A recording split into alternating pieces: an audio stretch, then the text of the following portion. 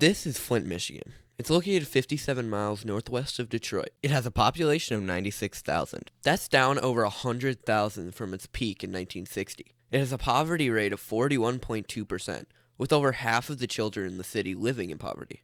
According to the Census Bureau, it's the poorest city of its size in the entire nation. The city is notorious for the Flint water crisis, where over 40% of homes in the city saw increased levels of lead in their tap water. I think this city is a perfect description of the Rust Belt, a region of the United States commonly considered to be located from Milwaukee, Wisconsin, all the way to eastern Pennsylvania.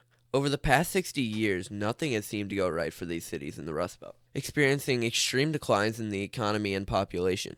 The Rust Belt is home to some of the worst cities in the country: Chicago, Gary, Detroit, Toledo, Cleveland, and so many more. So today I wanted to talk about the Rust Belt, give a timeline of its demise, and highlight why this has happened and how to fix it. Before that though, I just wanted to quickly ask if you'd consider subscribing to the channel. I make geography content like this every week. So if you appreciate the videos and want to do something simple to support me, just go down below and click the subscribe button. Thank you. So let's go all the way back to 1950. 5 of the 10 biggest cities were located in the Rust Belt, with 9 of the 10 being located in the Northeast. Detroit had a population of 1.8 million and was the heart of the automobile industry in the U.S. Every city in the Rust Belt was thriving on a post-war manufacturing industry, with 50% of the people employed being in manufacturing. But when you have this amount of people all employed in the same industry, if that industry were to decline, it would not go very well for the Rust Belt. And obviously you can see what I'm hinting at here, because the manufacturing industry in the U.S. was built on a post-war economy that just couldn't last forever. With other countries around the world continuing to develop their economies away from manufacturing, it just couldn't last forever.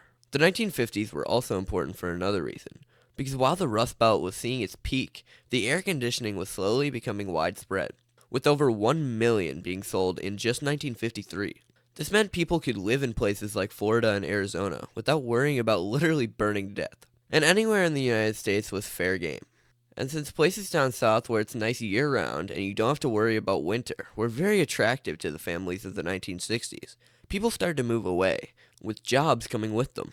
Now with this happening, experts knew what was about to go down the Rust Belt. But the decline in the region was more than their most pessimistic expectations. Chicago lost almost 100,000 people over the next decade, with Detroit losing almost 200,000. Gary started a nosedive that continues to this day. These cities were absolutely not ready for their economic decline, making it so much worse than it had to be. Detroit spent the 1960s focusing on downtown public transportation, which isn't a bad thing, but it was while their city was dying from the inside out. Many of these cities either didn't realize this was happening fast enough to stop it, or just didn't care until it was too late. Something I think is interesting that I feel should be mentioned is the difference in peaks between many Rust Belt cities. Most of the cities reached their peaks in the 1950s, like Detroit and Chicago, but other cities either peaked later or earlier. Cleveland reached its highest population in 1930, with Milwaukee and Toledo reaching their peak later on in the 1960s and 70s. If anyone has any theories on why these cities peaked when they did, comment down below. But back to the decline. As I said before, the Rust Belt had a major problem with just not doing anything and watching their cities fall. In the 1970s and 80s, Japan averaged 4.3% per year growth in the auto manufacturing industry, while the Rust Belt sat at just 1.6% in the same time period.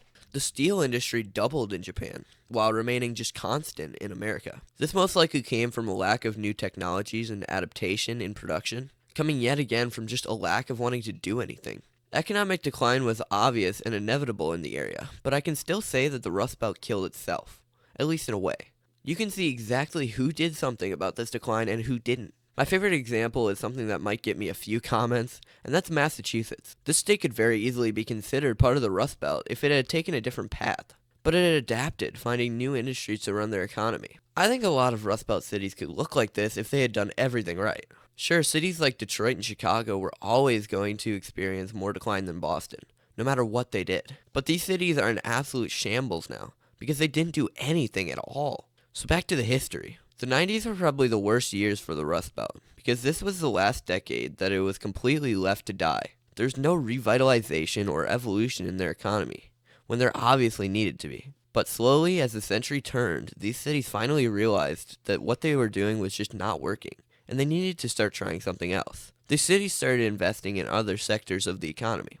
Detroit is now in a much better place than it was in 1990, experiencing some of its best years since 1950. Chicago actually grew by 1.9% between 2010 and 2020. There's obviously only so much you can do to stop this because the decline is inevitable, and there will always be bad neighborhoods that need to be torn down before these cities can get back to normal. But a lot of them are taking very good steps to get out of that 60-year rut that they're in. So what does the future look like for the Rust Belt? Now that I've talked about the last 20 years for the region, it's clear to see that there could be a bright future for it. But we need to remember that these cities are still very bad. The Chicago and Pittsburgh metropolitan areas are still shrinking, which is pretty crazy in a country where the suburban expansion is enough to offset urban decline in almost every city. My favorite example for the Rust Belt in the last 20 years is Detroit's crime rate. It's gotten so much better than back in 2006, but when you look at the graph for real, you'll see that it went from 2,419 per 100,000 in 2006 to 2008 in 2020. Sure, that's a great improvement in the violent crime rate, but it's still one of the highest in the country, and it's a dangerous place to be. The Rust Belt will never be what it was, no matter how hard it tries. Maybe in the distant future, with something like climate change, it can make a comeback. Maybe before I die, we'll see a Detroit where instead of empty streets and overgrown grass, we'll see new development and businesses. We'll just have to wait and see. Thanks for watching.